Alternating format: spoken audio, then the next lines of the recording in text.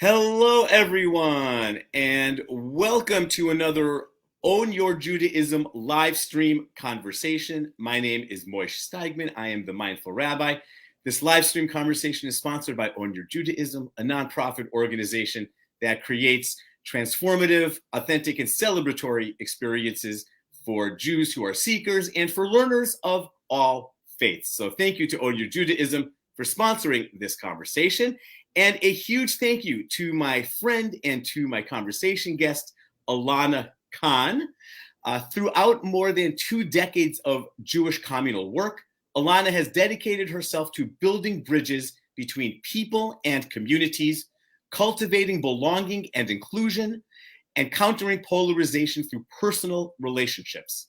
Elana has served as director of Milwaukee's Jewish Community Relations Council, editor of the Wisconsin Jewish Chronicle, and associate dean for outreach at Spertus Institute for Jewish Learning and Leadership. She has held leadership roles in interfaith and intergroup efforts within and beyond Wisconsin. She currently serves as chair of Repairing Together and works as a consultant. She shares her writing at her personal website, www.elanakahn.com. And I am very proud and excited that I would name you, Elana, as a friend. I think we first met when I moved back to Milwaukee almost 11 years ago now. I was working and teaching at Milwaukee Jewish Day School. Your younger daughter was in my class. Absolutely. Right? So I think I first met you as a parent of one of my students. And we've worked together. When you were the director of the JCRC, I was on the board. I was on the executive committee. And we stayed in touch over the years. So thank you so much for joining, Elana. And I get to see you teach. I get to deploy you to go teach and be part of some of your sessions, which was always enlightening and wonderful. Yes, which I really appreciate. So how are you today? You know, we just had word yesterday. We have Passover coming up, Pesach coming up. Mm-hmm. Crazy time for you, or Totally. Not a crazy time. Well, actually, it is a crazy time for me because I'm getting married again. In a few weeks. I mean, we're already married. We're having a wedding though, with a chuppah and a party in a few weeks. So there's a lot going on. But it's and when is that? Wonderful. That's in April, May? It's in March. Oh, in March. It's in a few weeks. Yeah, it's a week before Passover. Unbelievable. Yeah, so all good stuff. Then a double thank you for sharing your time, because time is particularly precious right now. That's good. It's really good stuff. Good. Well, thank you. So I have a very, very specific moment when I thought to myself that I would love to have a conversation with you. And we'll get to that in a little bit. But beforehand, tell us a little bit about your Jewish journey, your Jewish self. My throat is going in and out. I read Megillah for Purim. So on Monday night and Tuesday morning, and I usually do chapter 5, and I do a whole bunch of voices, and the Haman voice and the Zeresh voice are a little bit raspy, so my throat takes a couple days to recover. So please excuse that. But tell us a little bit about your Jewish journey. Well, also, I suggest you get a cup of tea. Maybe that'll help. Maybe you have one. I have a big glass of water, so nice. We'll go with that. I would, if I had to sort of sum up my Jewish journey, I would say that there was an arc from obligation to choice. For me, I started at what I consider like mainstream traditional stand-up, sit-down Judaism. That's what, where you stand and, they tell you when to sit and tell you when to stand. And I didn't know Hebrew, so I knew the prayers, but I didn't understand what I was doing. But it was definitely an experience of lots of things. There was belonging. There was wonderful stuff. We had a Shabbat dinner. There was like a robust Jewish life for sure, but very much about obligation. And when I was 7 or 8, my parents got involved with Beth Yehuda, with Rabbi and Rebbetzin Twersky. Mm-hmm. And that's an Orthodox synagogue here in Milwaukee. Yes. And for them, I think it was like a dive into like passionate Jewish life, passionate Orthodoxy. And that opened up my mind and my life. And then we moved to Salt Lake City, Utah, and I had the experience of being an extreme minority. And at the same time that my parents, we were moving religiously rightward, we were suddenly in a place where I was one of the only Jews in my school. I mean, there were a handful of us, maybe 2 handfuls. And that was formative. And then I ended up then I went to college, but then I went to Israel, and I spent a year in Israel and the experience of being in Israel, and I ended up moving there and I lived there for a total of 8 years. And the experience of sort of forming an identity in Israel it was very much about belonging. So maybe it was about belonging in America, but like this deep sense of belonging to a Jewish people, to a tribe, was like palpable. You know, the calendar moves with you, the language. I was suddenly like I have under my bed right now, I have a little book of Tehillim that I do not have. I always have it under my bed. But the idea that there's this sort of sensuality to Judaism was very alive for me in Israel. And then my then husband and children and I moved back to Milwaukee, and I had a career as a Jewish community professional, very much about belonging, about the Jewish people, about Jewish community.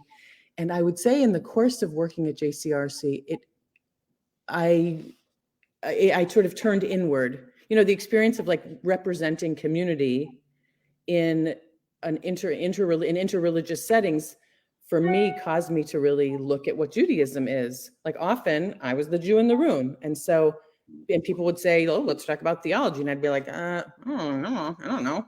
And so so many times I would find myself maybe listening to a rabbi that I had invited to the room.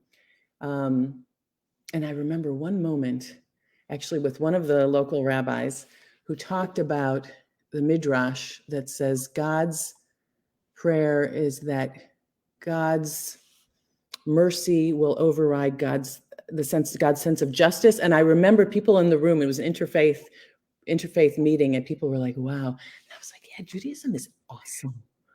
So I think the experience of being in those settings caused me to look at Judaism and go, you know what? Judaism is something worth celebrating and being excited about. And there's an ethical tradition that's not just like, oh, all the good things are Jewish, but there's an actual a tradition to wrestle with that I started to find really exciting. And I would say where I am now is I feel like it's mine to adjust. Like Judaism has always been pliable, actually. And it's a myth of every generation that this is how it's always been, but that changes are always being made. So, for example, our upcoming chuppah, we had lots of choices. We had lots of choices we could make. And it's super empowering and exciting. Like everything we're doing at our chuppah is our choice. From the translations of the Sheva Brachot, the 7 blessings when you're under the chuppah at the wedding, to we wrote our own ketubah with our own language. So all of that, like feeling like it's ours to also to discard things that don't speak to me, because also we've always done that as a people. And the one last thing I'd say, that I am involved in a synagogue community here that is really all about inclusion, and it's very joyful. And so for me, the experience of being in community and singing is like the best thing. Wow. Thank you for sharing all of that, Elana. Well, that felt short. Well, I was about to say, I feel like I want to unpack this, and this will take us anywhere from 30 to 60 hours to unpack. Yeah. And, but I want to go a little bit back to the beginning. What was that process like? Because you said at the beginning, and I love the phrase that you used at the beginning, and I'm gonna ask if I can steal it and then amend it just a little bit, but from obligation to choice, right? I can't believe that was like a light switch, right? Where you're 8 or you're 17, you're 24, and you're like, oh, wait a moment, flip the switch. This is all about choice. I have to imagine there was a process. Maybe there were a couple of conversations. You mentioned the one already that really stuck with you and inspired you. Maybe there were some barriers along the way, places that you felt resistance. So if you're comfortable sharing a little bit more about that journey.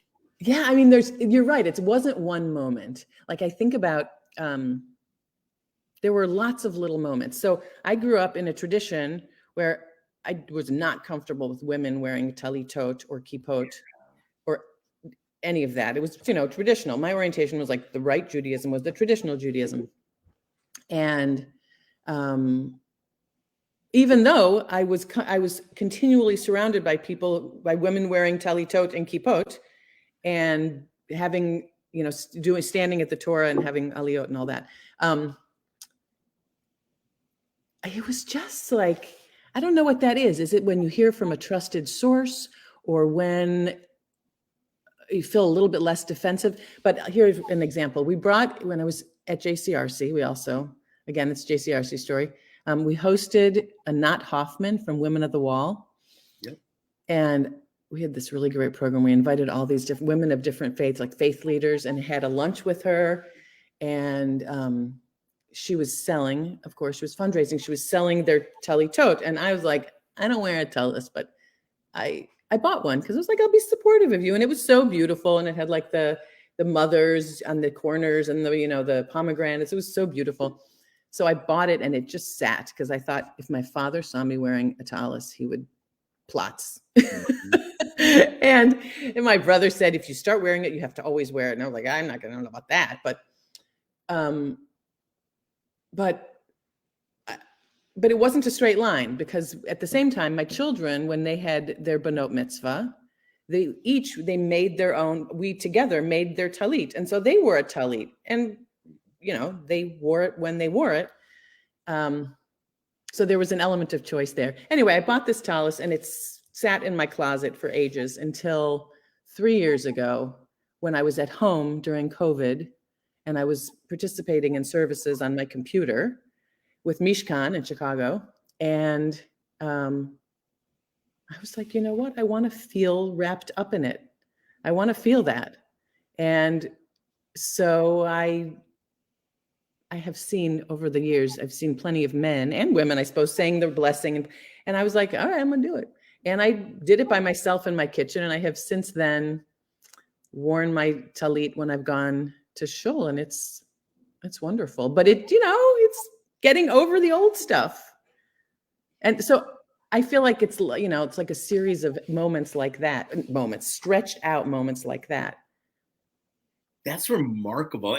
And I love, like you said, how stretched out that was, because the Anat Hoffman came probably about 10 years ago, give or take, because I was still working at Milwaukee Jewish Day School then, and she also came to the school and she made a presentation. MJDS bought a talit, the prayer shawl, from her as well, right? So that has to be about 10 years ago. So it was about 6, 7 years, 5, 6, 7, 8 years from when you had that talit to the time you put it on.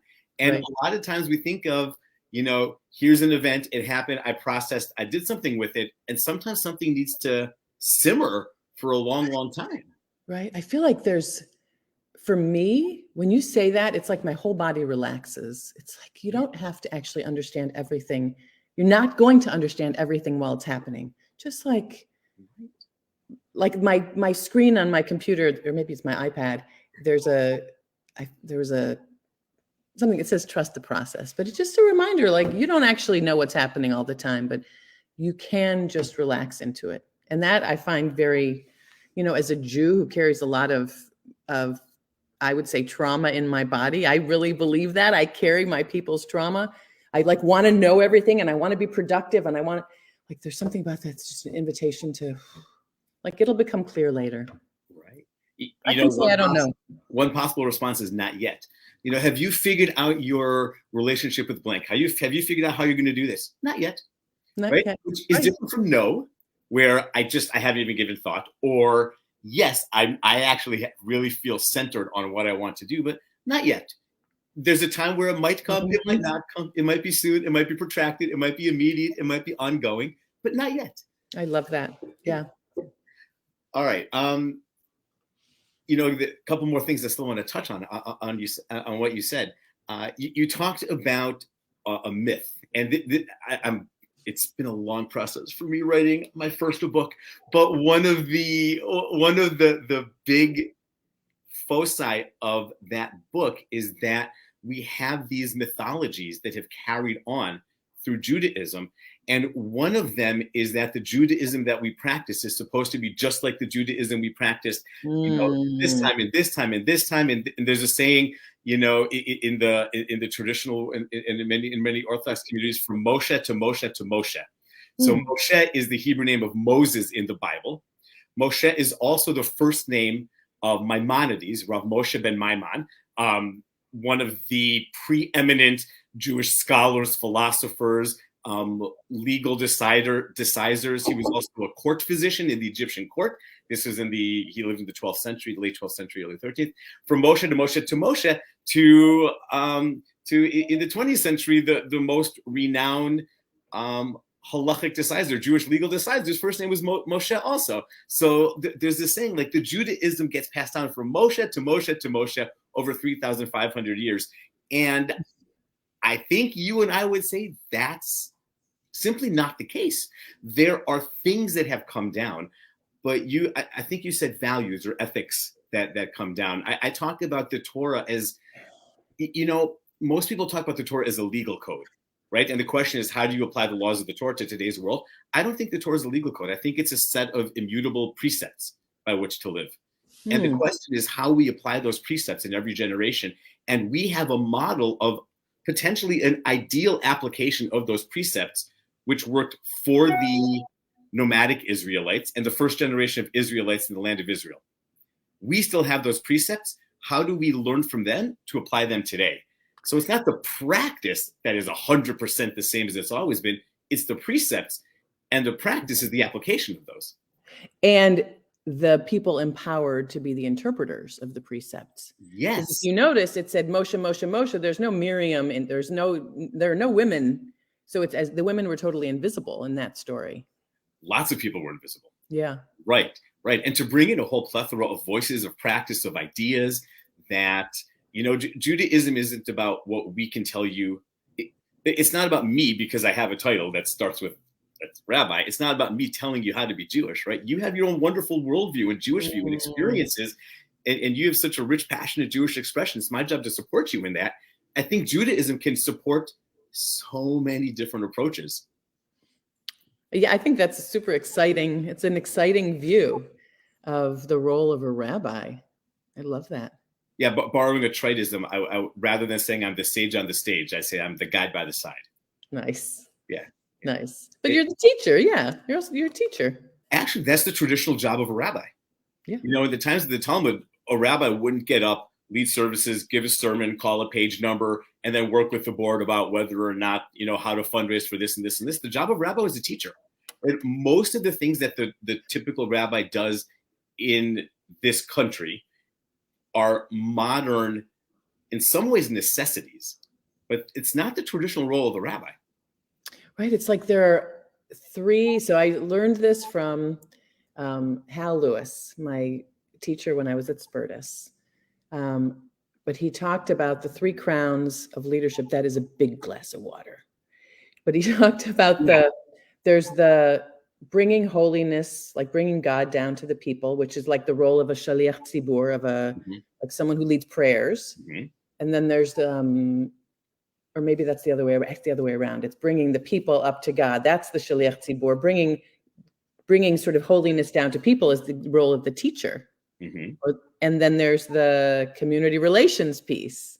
That was how I understood it then. But, relations with, traditionally you would say the government, but community relations. Right. And now the rabbi ends up doing all those things. Exactly. And I would actually say that's a failure of the modern rabbinic world, because, right, we aren't doing our job putting people in position to do that for themselves and each other, where they're kind of reliant on the rabbis. So, right. And actually I said before that with your permission, I'm both going to borrow and slightly amend your from obligation to choice. I would say from obligation to choice to ownership, right? Because first you feel this weight of my rabbi tells me to, my parents tell me to, my teachers tell me to, my Jewish tradition tells me to, right? To wait a moment, I actually have a voice in my own Jewish life, right? It's not what everyone tells me to do. I can choose to put on a talit. I can choose not to.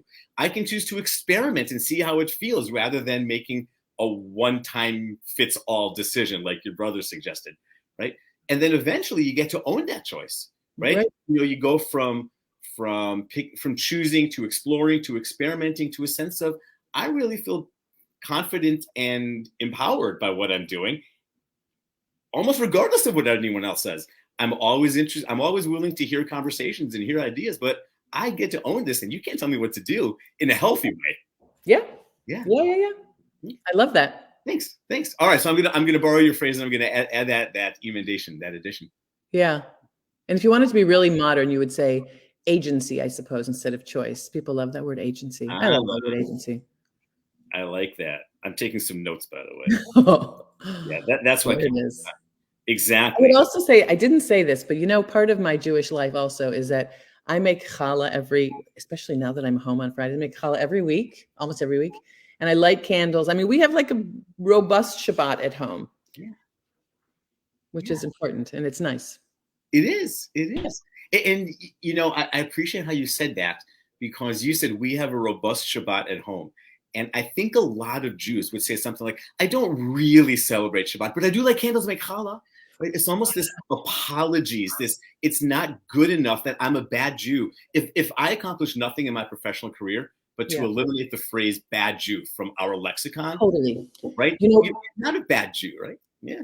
When I was editor of the paper, and then when I was at JCRC, all the time, Jews would apologize. They would always say, oh, I'm not a good Jew. I don't go to synagogue, or I don't want to live in the right neighborhood. And I would say, actually, a huge part of my ethos is, and you can't steal this one, is that you already belong, actually. Our community is comprised of all the people. There is no, even though it seems like this, the community is the people who are affiliated with, with the federation, or you have to be affiliated with the synagogue, or you have to pay membership dues somewhere. Well, guess what? The world has changed, and we're not a membership-oriented world anymore. And so the Jewish community has changed. So the Jewish community is what it is. It includes, if I'm going to use a Milwaukee example, it includes people who live in Greenfield and people who live in Mequon. It includes people who, by the way, it includes people who aren't Jewish, but who participate. Who come to shul. Yes. It includes people who are married to Jews. It includes, LGBT people of all races. Like, you want to be part of it? Well, guess what? You're part of it. Yeah, exactly. Yep. It already includes you. Exactly. And you don't have to pay X thousands of dollars to an organization in order to belong. And you don't need somebody to approve your membership. Exactly. Yep. We're on the same page. Yeah. And you talk about celebration a lot too, which I also appreciate, because Judaism is so much like, and all of these things. And it's not about here's what I'm not doing. It's about let's celebrate the things you are doing. Yeah. I mean, I do think that I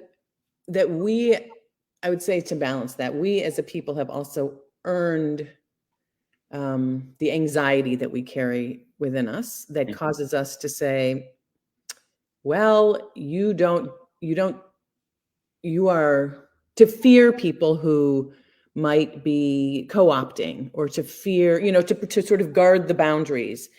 You can't talk about Israel if you've never been there. You don't qualify, or you're not Jewishly literate, so you don't we've earned the right through trauma, I suppose, to be guarding, to have the inclination to guard the borders.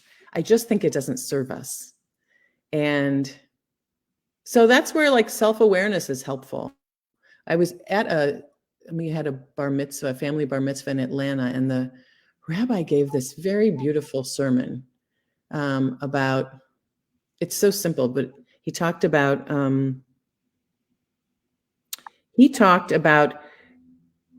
the role of, this is my interpretation of it. Okay. So it filtered through my own stuff that I think about. I would say that the charge of Judaism is to bring light to the world, is to bring holiness, to bring dira b'tachton, right? To bring holiness down to earth here, to dwell within us, inside me, in our community. And he talked about that,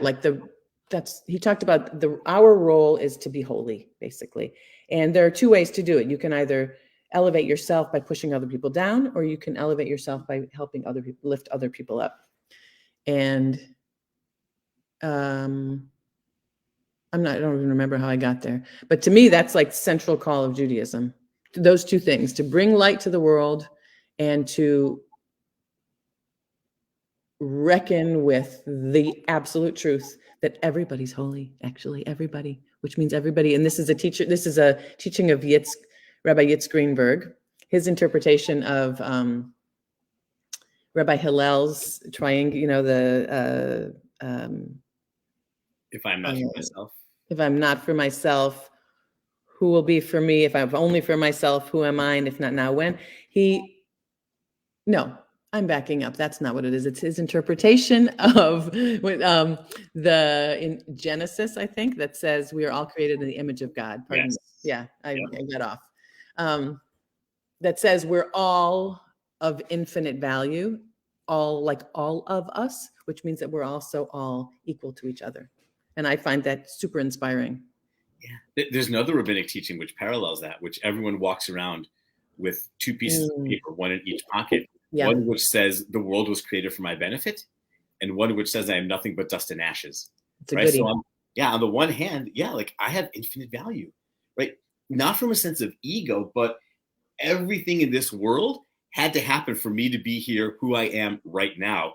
And I cannot diminish the value that I have inherently, right? And the same as everyone. On the other hand, if you look at the entirety of the universe, the expanse, not just of the present world, but of the history and the future of the world, I mean, talk about a nothing in comparison. So it's both this centering one's holiness, but also in recognition that one's holiness in no way puts you at anything more than a speck of dust. Yeah. And okay, you ready for a full circle moment? Yes. I got off on this tangent by talking about how we legitimately fear, have anxiety and fear. And so we sort of legitimately stand up and try to guard the boundaries, even though it doesn't serve us. So I would say that the piece of the teaching you talked about, the two notes in one in each pocket, is that we have to choose when we take one note out and look at it and when we take the other note out. And so to me, that's actually the whole entire point of we carry this trauma. We indeed are fearful, and it's legit. There still are threats. We, however, have choice. We have a choice about for how we're going to see the world, how we're going to behave in the world. If we're going to define ourselves by the trauma, when we let the trauma guide us in terms of vigilance, when we know that that's part of our story, that's part of what impacted who we are, but that doesn't have to define how we act in the future. Exactly. And for those who don't know, just you'll actually do a better job than I will, Elana, the JCRC, because I know that you were the director of that for a number of years here in Milwaukee, and in part that's a professional connection when we talk about trauma because of the role of the JCRC. If you want to give a sentence or two about what the JCRC does. Okay. In Milwaukee, it is part of Federation. In lots of communities it is, but most communities do have whether it's in Federation or out, have a body whose job it is to convene sort of a parliament of the community that allows it to speak on behalf as a representative of the community. And its job is to protect and defend the Jewish community through relationships, and with those relationships work to build a safer and healthier community where Jews and other people can thrive. Thank you. So I don't know if it was a chicken or an egg thing or just like parallel things. I don't know what came first, the sense of vigilance and needing to protect our story and have boundaries, or your work at the JCRC. Did they go hand in hand? How? I grew in the job. I grew. I don't think I understood any of that way when I started the job. When I started the job, I think I was very focused internally on the Jewish community because I had spent 8 years at the newspaper, which I suppose we stopped calling a newspaper because it also became an online thing, but at the Wisconsin Jewish Chronicle. So that was mostly just focused internally on the Jewish community. I think what was in common was that it was very broad, Both jobs, it's like you have your knowledge is a mile wide and an inch deep. And then every so often you need to go deep and then you come back up. But no, I think that awareness, consciousness, my own ethos just evolved in that job. So I'd like to pivot a moment and this is one of these amazing things about conversations, because we've known each other coming up on 11 years, right? That, like, again, I taught one of your kids. When you were the director of the JCRC, I was on the board, so I got the opportunity to learn from you. You helped me understand a lot of community relations in Jewish roles, not just in Milwaukee, but in the broader community. We would speak together on panels, right? And for all of this, and I knew that we saw a lot of things similarly, right? There was a lot of alignment. It's something that you posted on Facebook. I don't know if it was 2 weeks ago, 3 weeks ago, a month ago, exactly what it was, where I read it and I said, actually, the first thing I said is, wow, I've got to hire her to be my speechwriter, right? To write these things down for me. But it was just so beautiful and so passionate. I think you know what I'm talking about, right? Yeah. So I have a copy if we want to share it, or if you just want to talk about it. But do you want to take a couple moments and share really what it is that you posted on your Facebook page? This was on your personal Facebook page. I don't know if it's a public post that anyone can read, or if it's set just for friends on Facebook to read. But share a little bit about what you wrote, please. Because as soon as I read it, I'm like, I have to see if Elana is willing to come on as a conversation guest. Well, I can't quote you what I wrote exactly, but I will tell you where it came from. So as you know, I worked in the Milwaukee Jewish community for 18 years. And then I came and worked at Spertus Institute for Jewish Learning and Leadership for another 2.5 years. And that's in the Chicago area. In Chicago. And I left that job. I chose to leave that job last summer to take a little sabbatical in the middle of life and like take a breath. You know, I think I needed to, my image was that I needed to unwind the things that had been taught. And I mean, TAUT, not TAUGHT. And also like think about these sort of characteristics of mine led the way for these years and got really refined, sort of analytical skills, communication skills, a certain constant filter, thinking about how things, certain communications like PR filter, like what would happen if I let my creativity lead, for example, whatever. So took a little break, didn't focus on being productive, did some writing, hence the website, and a lot of painting. I have like 1 million of these 8x10 paintings. Oh, wow. I painted our ketubah, which by the way is, and then got a call, and I was thinking like, I'm gonna start, I think, a coach training. And I was like, maybe I'll be a consultant, because I do have these sort of, I'm interested in how we address conflict, and I'm interested in, I long ago realized that my purpose has something to do with bringing love into places where love is not the usual language. Like I never would have called it love in JCRC because it sounds too touchy-feely for people, but the truth is I want to say that. So anyway, I got a call from the Federation exec in Milwaukee asking if I would come and help the JCRC right now. So I sort of, it's a way for me to, so I'm now consulting for the Federation in Milwaukee on JCRC matters. And so it's brought me back into sort of central agency of the Jewish community. I've been talking with a lot of community members, and it has, and at the same time, I'm reading a book that totally turned me on called Awakenings by two rabbis in New York. And it's about, and it goes together, but I'll first talk about my experience. But I find myself noticing that I have been without this anxiety and fear. And I noticed it so much it's the way that in a way, it's like the fuel in much of the Jewish community. And I'm hesitating because I don't want it to sound like criticism. It's loving criticism, the way that, a mother, like mother, whatever. It's a loving criticism. Like I totally get it. And I remember years of working in fifth gear when it would have felt like a luxury to not be stressed. It would have felt like a luxury to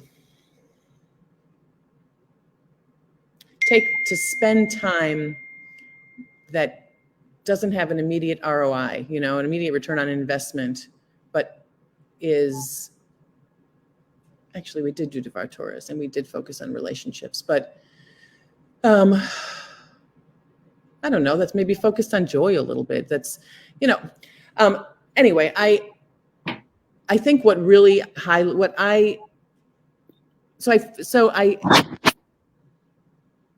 I think that it's probably the nonprofit world generally. There is this anxiety about producing and about proving the value of our work to the donors. I think it's throughout the nonprofit world probably. What we have in the Jewish world, however, is we have these precepts, as you said, that tell us how to function in the world. And I think being back in the Jewish world as I am now, not that I've been out of the Jewish world, but professional Jewish world, just helped me clarify. So I guess my piece was a little more articulate than I am right now. I'm going on. But it helped me clarify that at the core of every single thing should be those two values that I talked about, that our job is to bring holiness to the world. And our job is to see others as absolutely equal to us and of infinite value also. And that is a call to kindness. And actually, our communities, no matter all the great work we do, all of the strategic that I create are worth nothing if on the way to doing them, I disregard people or I'm not kind to people. Or I could say it in the positive, actually it's all about human beings. The whole project, this is me, and I'm going to say something bold and crass, but the whole project isn't worthwhile if we are unkind to each other. We have experiences with that as a people, sinat chinam, baseless hatred. So people are actually at the center of it, not a temple, I would say. I don't believe I have to choose one, but if I have to choose a metaphor, is it the temple or the Mishkan? So the grounded in place or the mobile traveling holiness, the ark that travels. I believe much more in that second one. So I guess that was my point. I'm going on and on too much. I wish you could go back and edit this, but it just really is clear to me, coming back to this work now as who I am now, that that's the immutable, as you said, that's a good word, value that should always be the core and the northern star, that it is always about people. And actually, if it means you need to slow down and maybe be a little less productive, by the way, you're not going to be less productive because you're going to bring people along with you. Yep. So that was, I can't tell you exactly what I wrote, but it was something about that. Yeah, and it was beautiful. And I excerpted and cut it on a slide. So either you can find Elana on Facebook and go read, or I'll email you the slide another time. Moish@ownyourjudaism.org. You can just email me and I'll get you the slide. I'll get you a copy of what Elana wrote. I'm two steps ahead because I think I'm going to be starting a podcast with someone where one of the upshots is that oftentimes synagogues understand that they're in the business of services, right? You have Shabbat services, you have holiday services and this. And I think it's a kind of misunderstanding of really the service industry that they're in, because synagogues aren't, and I think we're saying the same thing, but from different services, synagogues aren't in the business of services. They're in the business of serving others, of serving people. That should be the real priority.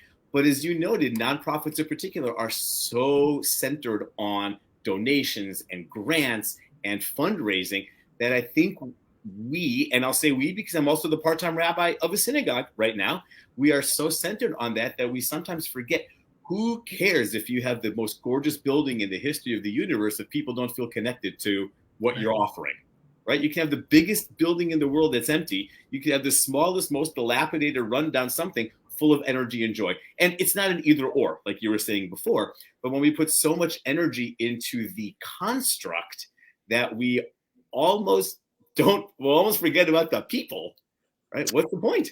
Right. That I would even say that that synagogues are about community. Yes. Yeah. Actually, the Hebrew for synagogue proves that, right? Because the Hebrew for synagogue is Beit Knesset, and Bayit is house, and Knesset means a gathering place. The whole point of the synagogue is people to gather. It's not about praying. It's not about learning. It's not about this. It's not about that. The whole point of a synagogue is a place to gather. Yeah. Beginning and end. What you do there is up to the people there. Yeah. Totally. Yeah. Yeah. You know, I'm wondering aloud, now that you've said two different things, but they're the same thing, but in two different ways. You said that when you were at the JCRC, part of you screamed out to use the language of love and those things, but you didn't think that would resonate. And now that you've been able to step away a little bit from the professional Jewish world, you've been able to really name some of the language and drivers that you had in terms of the values of love and kindness. You can't go back and redo history, but I wonder what the conversations would have been like, or the professional relationships, if you had really done them from a sense of love. So I probably was inexact. So I think actually when I was at JCRC, I did have clarity that that's what I was doing.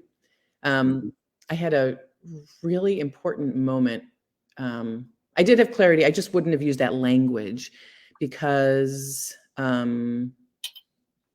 I didn't want to be dismissed as sort of fluffy, and so I wouldn't feel comfortable, and I still am sort of hesitant.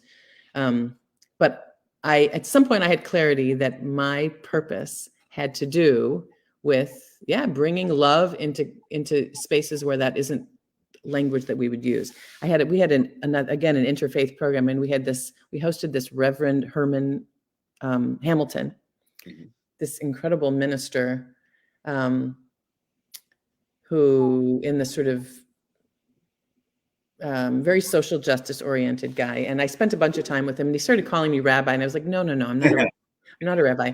And I think I was struggling with burnout, my own fault for not having self-care.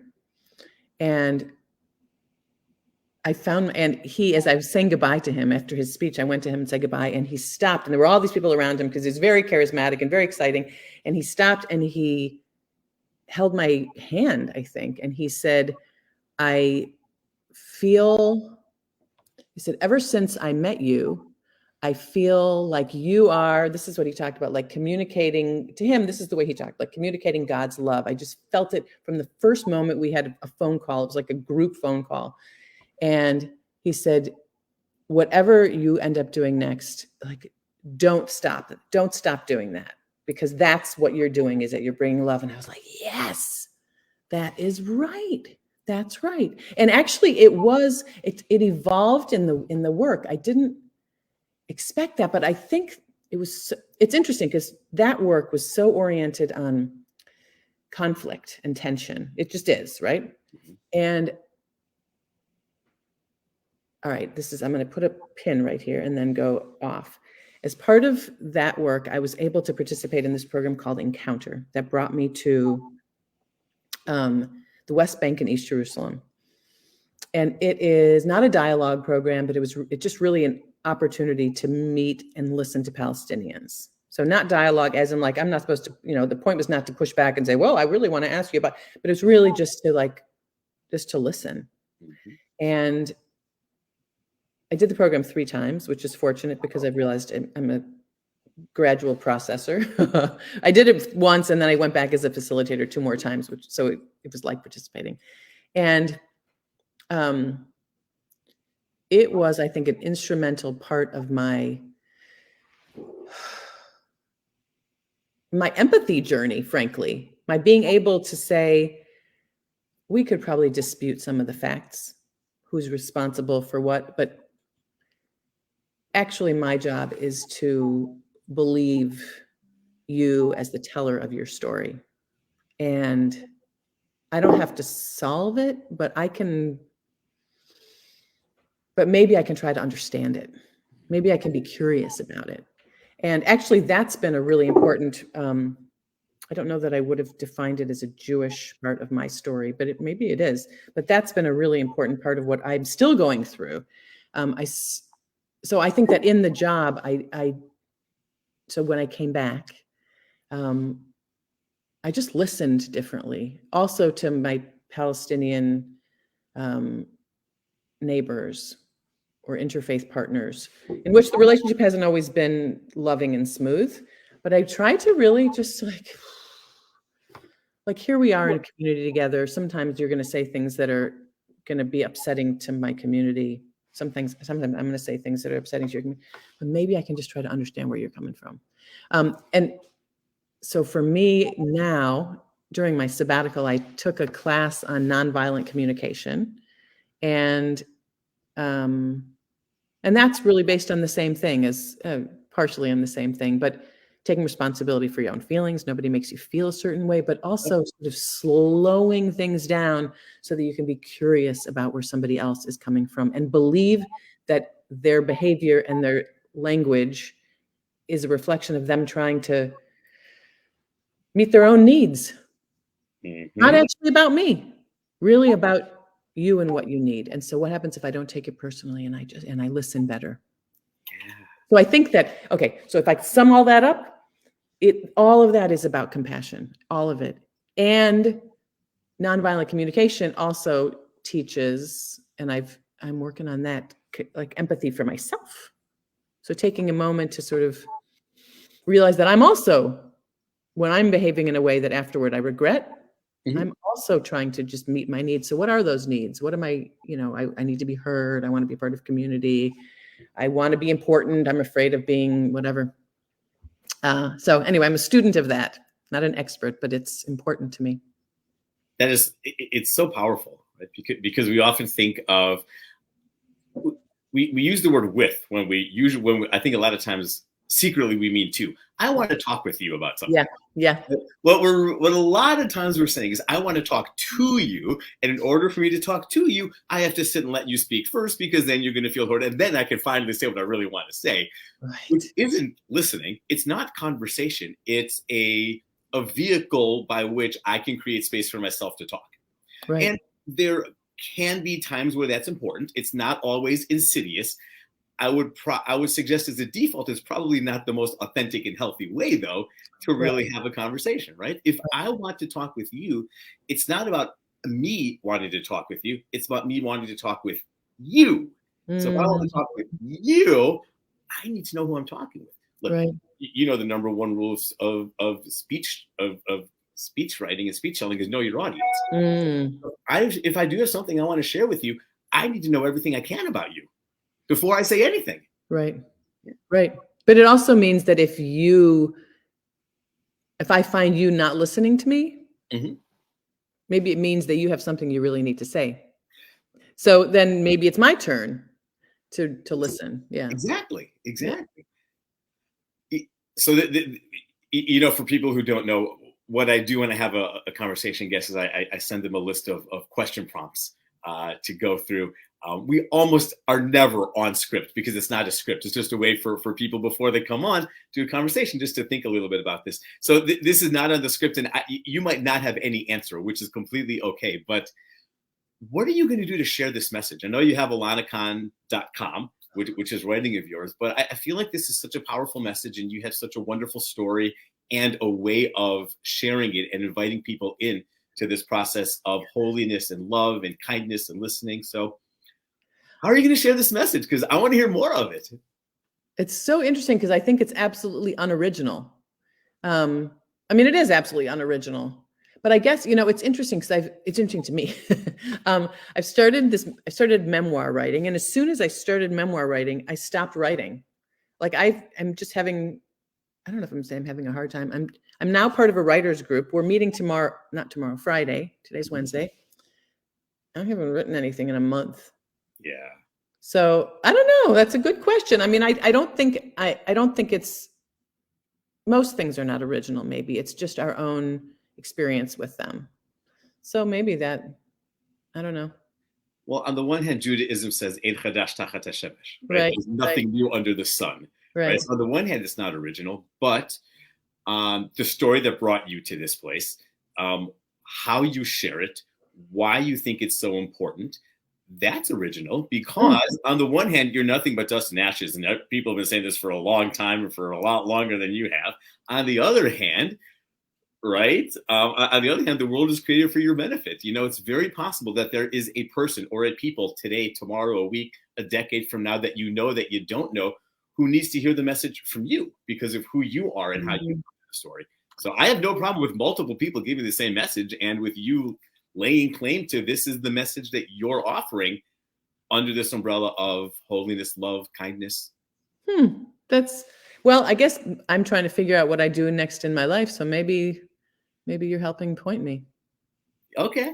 Well, thank you. Personally, professionally, on all these levels, I am super excited to find out what you do next. And if you write a book, I'll read it, and we'll have you back on if you write a book, and then you can share all about it. But, sweet. Thank you. You're welcome. Any other thoughts, anything else on your heart or mind that come up during this conversation that I didn't necessarily create space for you to share yet? Okay. So the one thing I thought about in advance, because your questions are so good, that I didn't say that I guess I want to share. It's a little bit random, but that, when we do the Kiddush and the blessing over the wine on Friday night, there's a part that I change every time, and it thrills me every time I do it.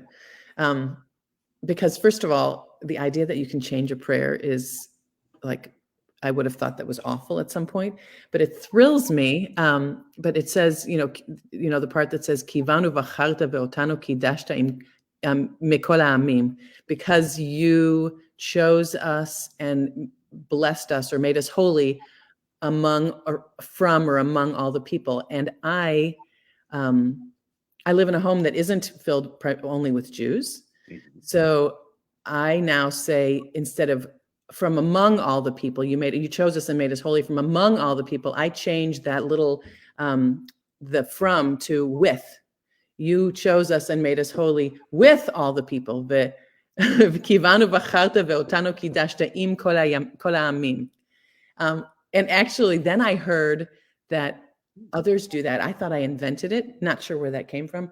But every time I say it, it thrills me, actually. It thrills me that I get to change it. It thrills me that I get to create. It's a subtle difference, but it's huge. In my home, we actually are all chosen. We actually are all holy. I just love it. Obligation to choice to ownership. Yeah.